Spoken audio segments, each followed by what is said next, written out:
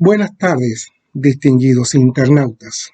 Les habla el doctor Evaristo Méndez Quintero, de CREA, del Centro Red de Epistemología Aplicada. En esta oportunidad les vamos a hablar sobre qué es la epistemología. Para ello, les tengo una agenda que poco a poco vamos a ir explicando. En primer lugar, la definición y el objeto de la epistemología. Luego vienen las etapas de la epistemología, las etapas históricas por la cual ha pasado. Luego viene el campo de estudio, luego los actos epistemológicos y finalmente lo relativo a cuál es la importancia que tiene la epistemología hoy. En ese sentido comenzamos señalando que la epistemología desde el punto de vista etimológico, es decir, desde el punto de vista del origen de la palabra, es una palabra compuesta de dos. La primera, episteme, que para los griegos significaba ciencia, y logía, que significa tratado, estudio. De manera tal que epistemología es el estudio o tratado de la ciencia. Desde el punto de vista del contenido, nosotros podemos profundizar un poco, pero alude siempre a estudiar los fundamentos de la ciencia, las bases a partir del cual se constituye la ciencia y donde se puede establecer diferencias con otro tipo de saberes. Ahora, estos fundamentos hay que capturarlos desde el origen de la ciencia, en su desarrollo, en su estructura, en la situación actual y en la perspectiva de la misma epistemología. Ahora, el objeto entonces de estudio de la epistemología, también llamada filosofía de la ciencia o nociología, para nuestro caso es indistinto manejar epistemología o filosofía de la ciencia, aunque hay autores que dicen que hay muchas diferencias, pero para efectos de exposición vamos a usarla indistintamente.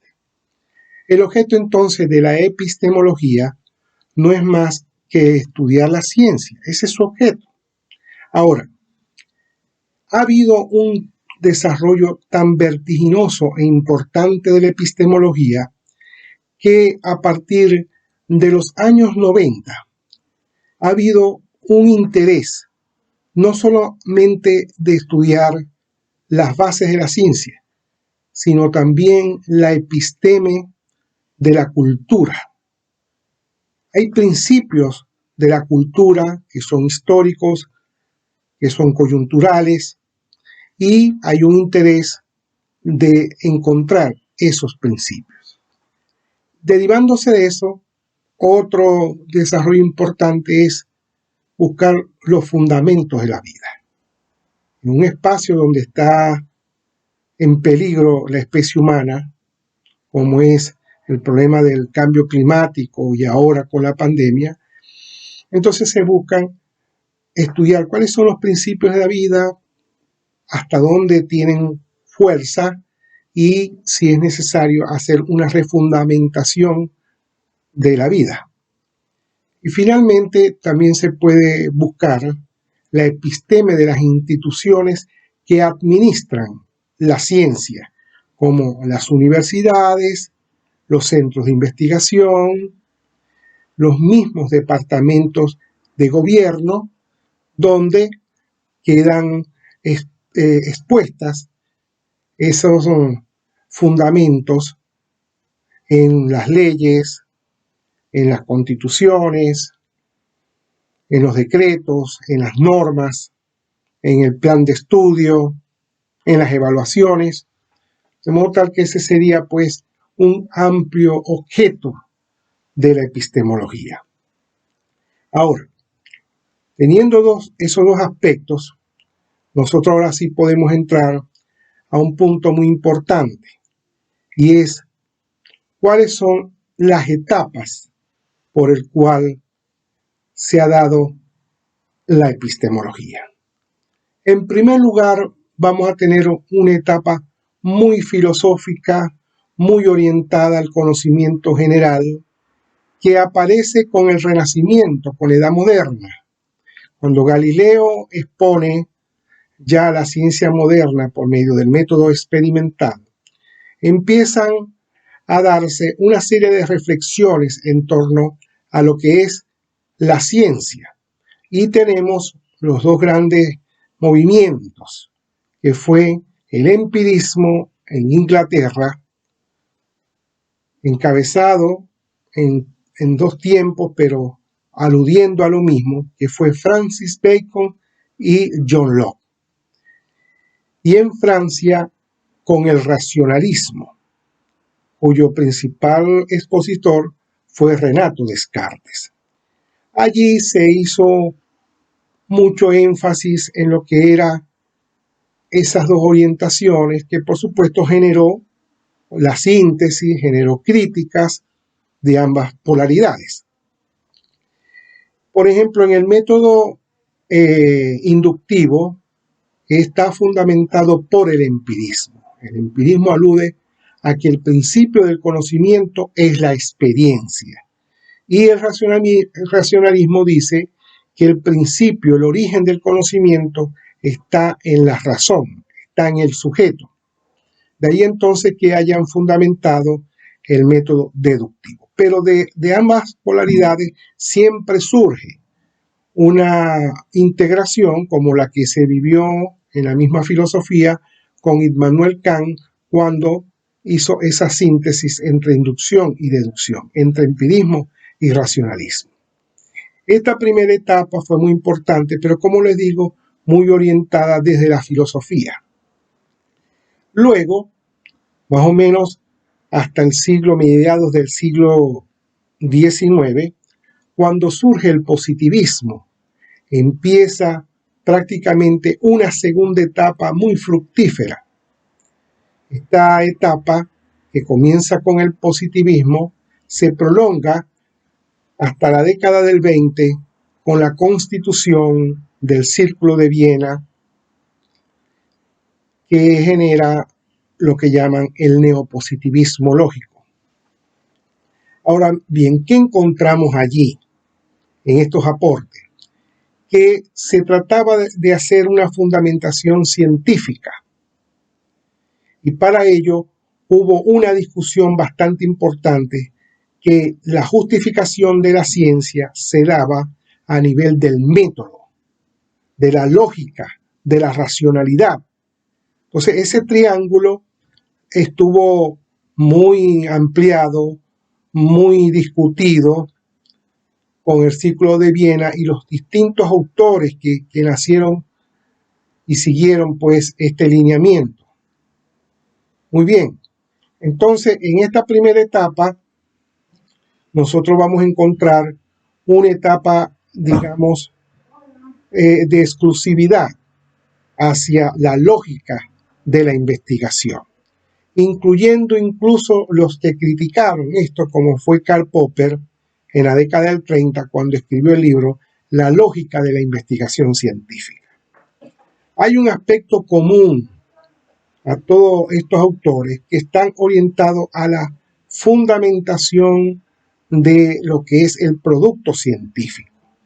Ese producto científico se va viendo con una secuencia que va entre la hipótesis, la estructura de la hipótesis, la búsqueda de las leyes, la búsqueda de la teoría científica. Y allí más o menos estuvieron coincidiendo muchos autores, donde empieza esa etapa de la profesionalización de la epistemología, que sigue de alguna manera inscrita en esta segunda etapa que acabamos de explicar anteriormente.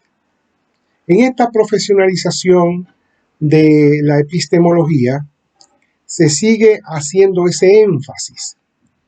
Incluso en América Latina encontramos a un gran autor que se llamó Mario Bunge, por cierto, muy longevo este autor, donde de sus dos libros más importantes de esa primera etapa, que fue La ciencia, su método y su filosofía, y la investigación científica, está adscrito a esta tradición, a esta clásica forma de ver la epistemología. Repito, centrado en la lógica, en el método, en la razón. Podemos nombrar algunos autores bastante importantes, como fue Karl Hempel, como lo fue Ernest Nagel, que más o menos estuvieron en esa misma tradición. Y en España, más recientemente, pero en una primera etapa también, viendo esa concepción clásica de la epistemología, como fue Anna Stano. Ahora bien, la epistemología profesional te va llevando a otra segunda etapa, a una tercera etapa, que fue la etapa de la diversificación de la epistemología. Yo más o menos calculo en la década del 60, porque hubo tal el auge de la epistemología, que yo se lo debo a dos grandes elementos. El Círculo de Viena, ¿verdad?, que impulsó tanto la epistemología en muchas universidades de Europa y Estados Unidos, y también a un autor que después fue toda una institución en la área epistemológica, como fue Karl Popper, que generó discípulos y seguidores, como fue Lakatos, Laudan, Hilary Putnam, es decir, toda una sustancial discusión, pero ahí se produjo una diversidad epistemológica. Esa diversidad epistemológica sigue la línea de la epistemología clásica centrada en la lógica y en la racionalidad, pero se van abriendo nuevas explicaciones porque se van agregando nuevas dimensiones, como fue la dimensión psicológica, la dimensión social, la dimensión cognitiva, que está muy vinculada a la neurociencia, a la biología, y por supuesto produjo grandes autores. Esta diversificación lleva a lo que yo he llamado epistemología cruzada. Una epistemología donde se teje la parte lógica de la ciencia, pero también se fundamenta, como les digo, en otros parámetros, como es, por ejemplo, la psicología. En la década del 30, específicamente, aparece un autor que, digamos, muy importante, pero creo yo no se le dio tanta importancia a nivel mundial, excepto pues en Francia, donde hizo sus libros. Entonces, este autor habla de la parte psicológica, de cómo se forma el espíritu científico, elevándose de lo abstracto a lo concreto, superando una cantidad, y he contado como 10 obstáculos que él explica para la creación del conocimiento. Luego, en otra dirección, nos encontramos con Thomas Kuhn en el libro de la estructura de las revoluciones científicas, este es norteamericano, donde logra explicar desde el punto de vista socio-institucional la ciencia, aportando la explicación de que la ciencia corre a nivel de rupturas y que el término básico para esto es el concepto de paradigma. Ahora bien, pero hubo otros investigadores que fueron agregando nuevas dimensiones, como en el caso de Jean Piaget. Jean Piaget asume la biología, la psicología, la epistemología que llamó genética, para explicar el fenómeno del conocimiento y la evolución del conocimiento desde que el ser nace hasta cerca de los 12, 13 años, que fue hasta donde él hizo su aporte. Ahora bien, esta epistemología diversificada, esta epistemología cruzada, tuvo muchas virtudes porque animó el desarrollo de la ciencia, porque la ciencia sin fundamentos no puede avanzar. Es posible que los investigadores, una vez que comienzan sus estudios, deben tener una base epistemológica fuerte para poder estar en la vanguardia. Eso es lógico. Y eso lo proporciona la epistemología. Pero también encontramos cierto aislamiento, porque si bien hubo esos aportes, paradójicamente estaba orientada hacia los muy especialistas. Y en la década del 80 empieza a haber una síntesis en varias direcciones. Yo he trabajado mucho con la síntesis que proporcionó Mario Bunge en su famoso libro La epistemología. Esto fue un curso introductorio a científicos que dio en México, pero hizo una síntesis y amplió el núcleo, esclareció más el núcleo conceptual de la ciencia hacia los aspectos nociológicos, claro está, los aspectos ontológicos relativos al estudio de la realidad y los aspectos axiológicos y la moral relativa a los valores, a la ética, y otros temas como la semántica, ¿verdad?, la comunicación, etc. Y en particular yo he seguido pues esa orientación de la epistemología integral.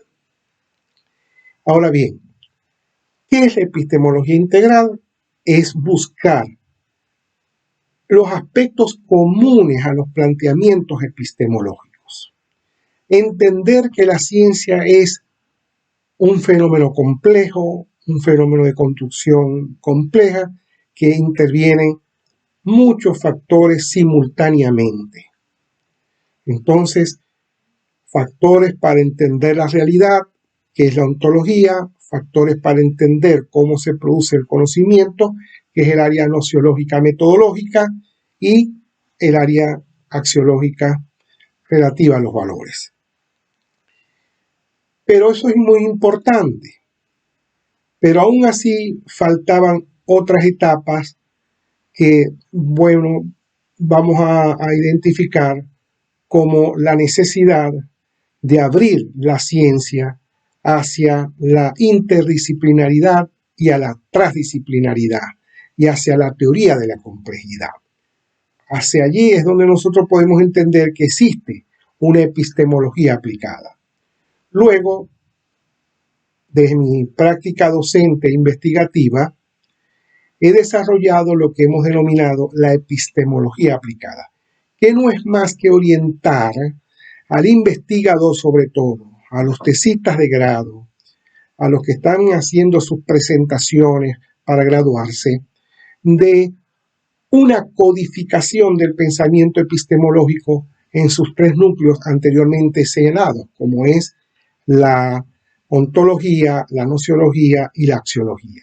Pero no solamente eso, sino criterios para poder evaluar los discursos, las teorías que sirven de insumo a la investigación científica. Eso, digamos, sería para mí lo que sería entonces la epistemología aplicada. Bueno, este es más o menos las etapas más importantes, y esas etapas indican que se han hecho énfasis en algunos temas. No es que desaparezcan las anteriores, porque lo que es la orientación fuerte de epistemología, como fue la lógica de investigación, no está desplazada, sino que sigue desarrollándose hacia nuevos estadios. Ahora bien, visto estas etapas de la epistemología, quisiera hablarles ahora de lo que son los campos de la epistemología. Los campos de epistemología es porque de la misma diversificación y de la misma epistemología integral aparecen campos muy específicos al interior de la epistemología que son muy importantes. En primer lugar, centrado en establecer la naturaleza de la ciencia. Es cierto que en una primera etapa la epistemología busca la verdad. La ciencia, al buscar la verdad, había que tener una fundamentación epistemológica de la verdad. Eso sobre todo en la época moderna. Y en esa época moderna, esa fundamentación de la verdad era de la verdad de qué? Del producto de la ciencia. Esas teorías científicas que buscaban o exponían las leyes determinísticas de la realidad, tanto de las ciencias naturales como de las ciencias sociales. La teoría de la causalidad, de cómo están conectados necesariamente los hechos y los acontecimientos, y que por supuesto esa naturaleza de la ciencia ha llevado a una ampliación, como les dije, del campo epistemológico, porque se buscaba hacer una demarcación con respecto a los demás saberes, como la filosofía y el sentido común. La filosofía, la religión, la teología, la ideología, la política. Es decir, ¿cuál es el criterio diferenciador de la ciencia? En un principio, el criterio diferenciador ha sido el método de investigación. Eso lo ratifica Mario Bunge en La ciencia, su método y su filosofía. Y también en los fundamentos nociológicos de la investigación. Pero un momento, los fundamentos racionales también están presentes en otros saberes, como la filosofía. Establecer una delimitación con la filosofía no es fácil, porque la ciencia nace desde la filosofía, que muy bien propusieron los griegos en la antigüedad. Ahora bien, pero en el avance de esa búsqueda de la verdad ha habido algo muy importante, y es que este es el discurso, la ciencia, que tiene dos propiedades bastante importantes. Puede ser, digamos, visto cómo se produce el conocimiento, se puede poner sobre la mesa cuáles son sus fundamentos, no tiene nada debajo de la manga. Y la réplica de la investigación. Cuando alguien establece una teoría, debe establecer muy bien la lógica del método empleado. Y una vez que se pueda dar la replicación, habrán los mismos resultados. Si no, está equivocado, o si no, hubo fraude, como ha ocurrido en la constitución de la teoría.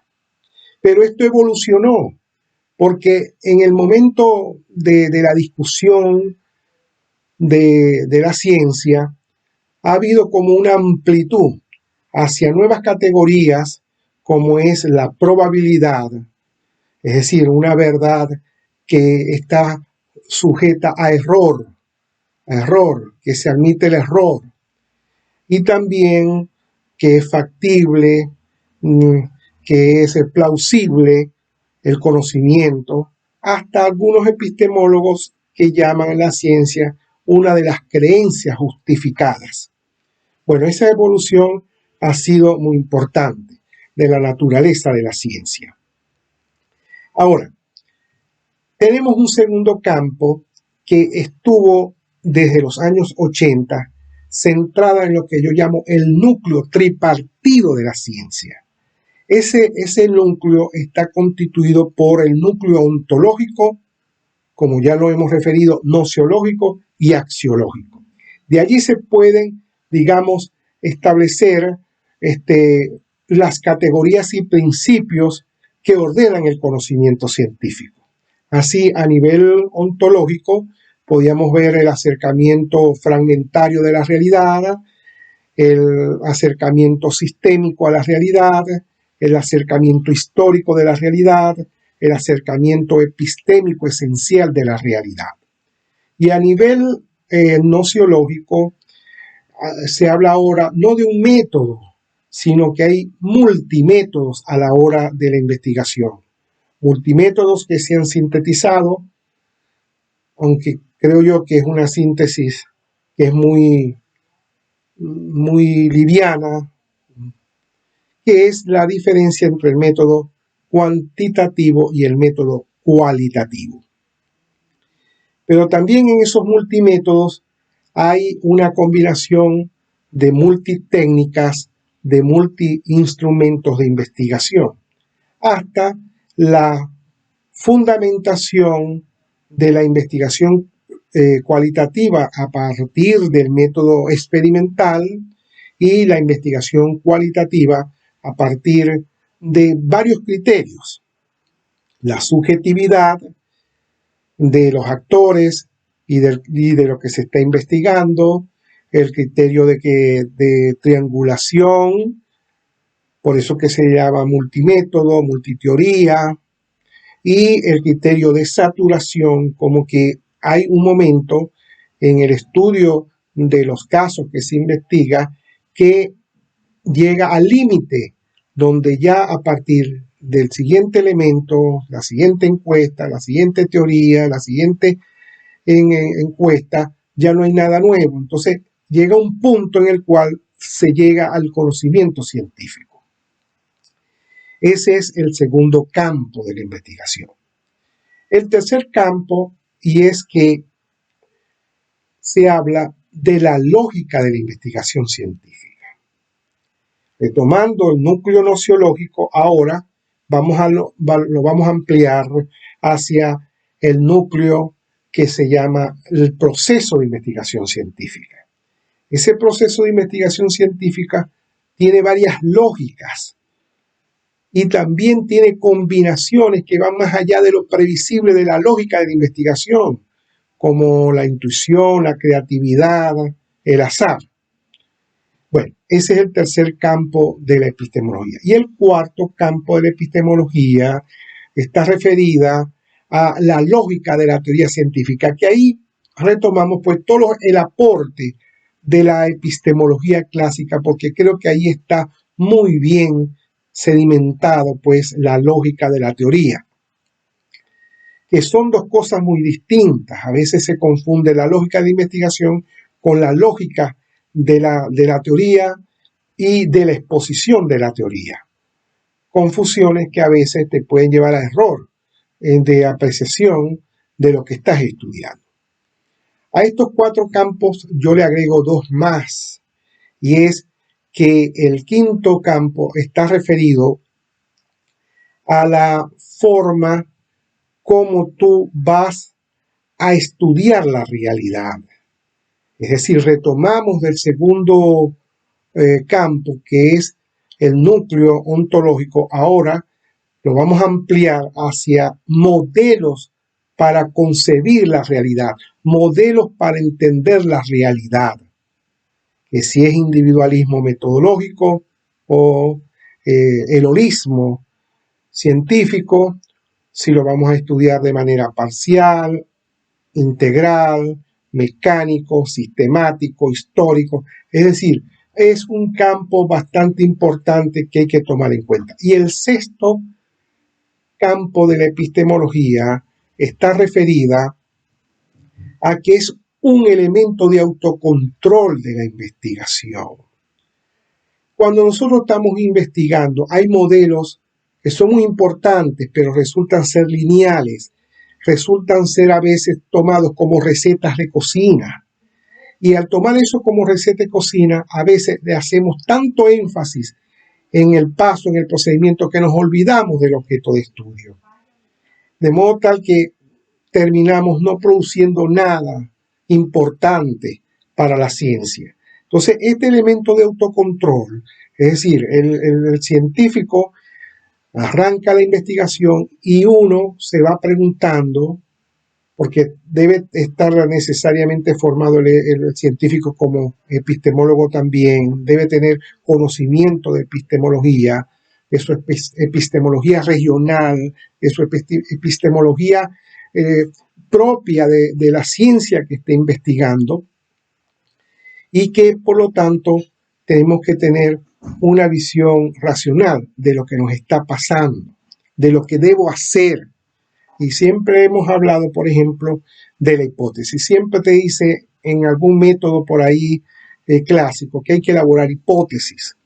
Pero, momento, si establezco desde el punto de vista nociológico y metodológico la necesidad, en el momento que estoy haciendo la investigación, establezco la necesidad de la hipótesis, de un sistema de hipótesis, la uso, pero si no tiene importancia en ese momento, no la voy a usar.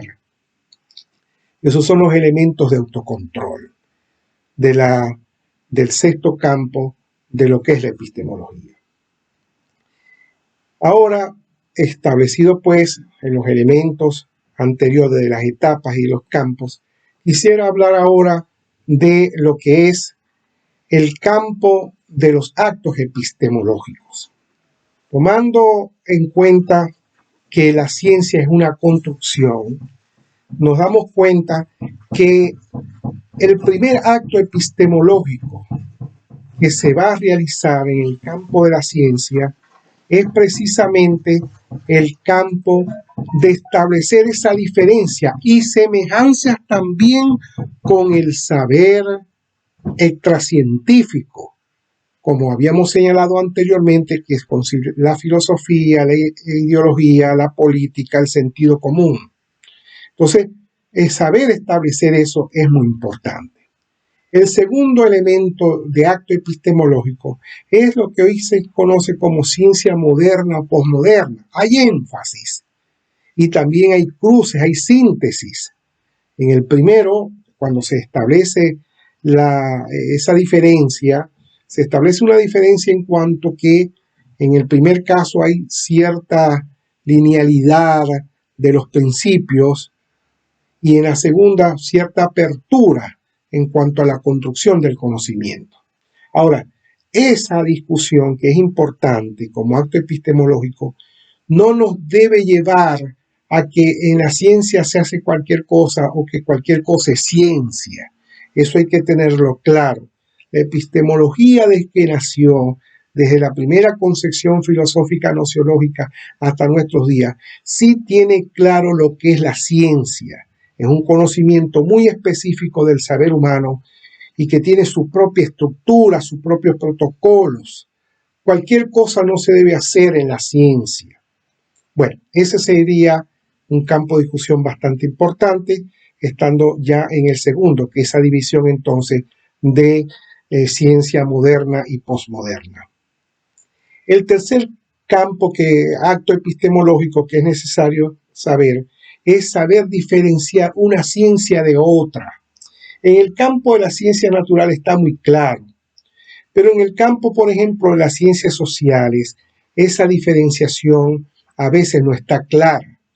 Entonces, saber distinguir que si yo estoy en sociología, yo tengo que saber muy bien qué es la sociología, o si estoy en la psicología, o si estoy en la psicología social, en la antropología, en la politología, en la gerencia, saber diferenciar qué es eso. Hay mucha confusión y esa confusión la esclarece la epistemología. Entonces, cuando nosotros decimos que hay una diferenciación, tenemos entonces que partir de la idea, más que de objeto de estudio, es de problemáticas de investigación. Porque decir que la sociología tiene como objeto la sociedad, eso es falso, porque la sociedad puede estudiar cualquier disciplina a partir de la problemática que se esté planteando en su fundamentación y en su origen de conocimiento. Así, por ejemplo, es tan importante este acto epistemológico que cuando se va a hacer una tesis de grado, a veces hay muchas confusiones. Sociólogos que están estudiando psicología en sus variables, psicólogos que están incorporando variables sociales sin saber que están haciendo psicología social, o la politología que se está haciendo más psicología que sociología política y así sucesivamente. Por eso es importante este acto epistemológico de diferenciar lo que es cada una de las ciencias. Luego vamos a tener otro acto epistemológico que tiene que ver con hacia adentro ahora de la ciencia. Nosotros tenemos que saber la diferencia entre los diferentes paradigmas, teorías, metodologías y técnicas que se producen al interior de una disciplina determinada. Cuando yo establezco esa diferenciación, me sirve cuando estoy haciendo la investigación desde el planteamiento del problema hasta que lo termine. Y sobre todo cuando se está haciendo los marcos teóricos.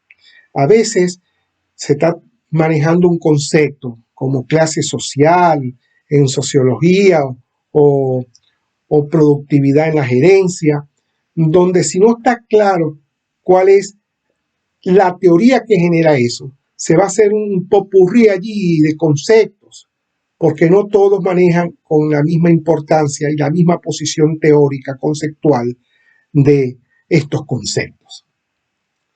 Y así pasa con la metodología, así pasa con las técnicas, etcétera, etcétera. Entonces, este campo de delimitar hacia adentro lo que es, digamos, las diferentes posiciones, teorías, paradigmas que allí se van a encontrar.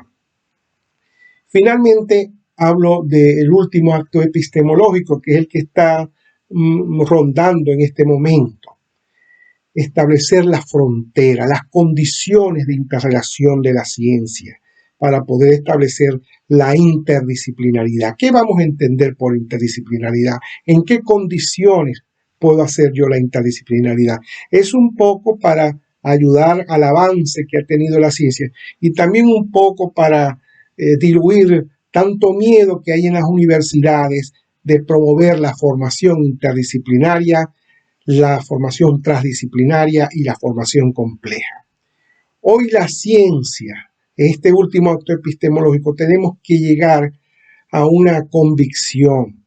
La ciencia tiene muchas expresiones. Hacer ciencia disciplinaria fue muy importante en la constitución de la ciencia a finales del siglo XIX, todo el siglo XX, pero cuando nosotros estamos ante problemáticas muy complejas, ¿verdad? Como hoy aparecen, repito, que si el cambio climático, que si ahora la pandemia, que si los problemas humanos en las organizaciones, el problema del suicidio, de las guerras, etcétera, amerita que nosotros tengamos visiones nuevas de la ciencia. Hacer ciencia hoy indica que hay que incorporar la complejidad en el estudio y hay que hacer esfuerzos que pueden darse poco a poco en las universidades para buscar esas fronteras que te digan en qué momento puedo yo cruzarme, en qué momento no, cuándo yo mantengo la autonomía disciplinaria, cuándo no. Y eso es muy importante para el desarrollo de la ciencia. Esa es la situación actual del epistemología. Ahora vamos a hablar de la perspectiva de la epistemología.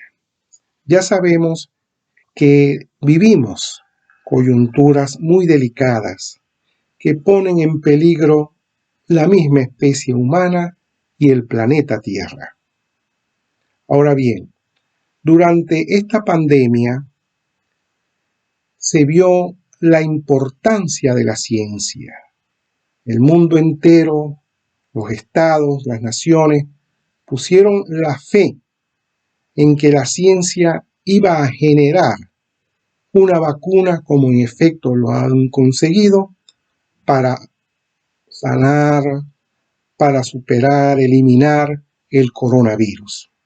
Ahora bien, esto ya sabemos que el coronavirus no solamente ha generado dolor y muerte individual, familiar, sino que impactó en toda la sociedad, impactó en la salud, en el sistema de salud, en la economía, porque al haber confinamiento, los negocios tuvieron que cerrar, hubo mayor desempleo, más del que había, luego a nivel educativo, un impacto al cerrar las escuelas, muchas de ellas no terminaron y terminaron a duras penas. Se usó en aquellas escuelas que pudieron la tecnología del internet y de la computadora. Y a nivel político, una controversia en muchos países de que no se tomaron a tiempo las decisiones que había que tomar para abordar la pandemia. Ahora bien, esto significa que a nivel de perspectiva tenemos entonces que resignificar la ciencia.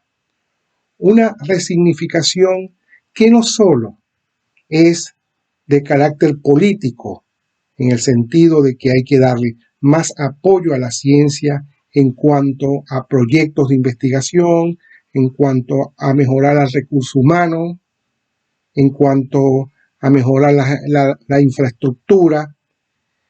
Y no solamente eso entonces, sino que también cobra importancia a nivel epistemológico. ¿Por qué? Porque el desarrollo de la ciencia implica que el profesional formado en la universidad, que va a formar parte de la estructura de las instituciones para tomar decisiones y gestionarlas, si él no está formado en una epistemología, en la ciencia respectiva, para tomar decisiones, las decisiones no van a tener ningún impacto a nivel social. Generalmente hemos visto cómo se toman decisiones institucionales y de Estado de manera muy improvisada, sin ningún fundamento. Estas decisiones parciales no conducen a nada y se repite el ciclo de problemas institucionales y sociales porque no funcionan. Y no funcionan, entre otros factores, es porque el que va a tomar la decisión no está preparado para ello. Y en segundo lugar, te permite un mejor desarrollo de la ciencia, de la investigación científica, porque la epistemología ha evolucionado y ha generado adecuados fundamentos para ese desarrollo de la ciencia. De modo tal que allí es donde yo veo la importancia que tiene esta disciplina. En conclusión, entonces, hemos visto cómo el desarrollo de la ciencia ha podido darse gracias al concurso, al apoyo de la epistemología. ¿Cómo? Ampliando su campo de estudio, ampliando las etapas que se van generando y mejorando la epistemología, en los actos epistemológicos que hay que tomar en cada uno de los proyectos de investigación, de modo tal que tenemos una perspectiva bastante significativa para que este dúo, ciencia y epistemología, anden juntos en favor de la humanidad. Muchas gracias. Para terminar, entonces, quiero decirle que estamos totalmente a la orden. Yo soy experto en epistemología aplicada, que en los videos ustedes podrán buscar en qué consiste este concepto, y estamos dispuestos a dar de manera presencial o a distancia cursos de formación epistemológica en las universidades o en los centros o en los grupos pues que estén interesados en eso. Muchas gracias.